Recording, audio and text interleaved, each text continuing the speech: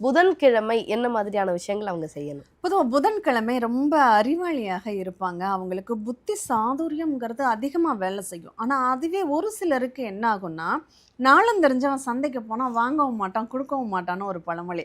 அதனால இவங்க எது பண்ணினாலும் கொஞ்சம் ரொம்ப அதீதமான ஒரு எதிர்பார்ப்பு, அதிகமாக அறிவை யூஸ் பண்ணுறது அப்படின்னு இருக்கும்போது அவங்களுக்கு எல்லாமே ஒரு பிரேக் ஆகிடும். ரொம்ப அறிவாளியாக இருந்தாலும் இந்த உலகத்தில் வாழ விட மாட்டாங்கங்கிற மாதிரி.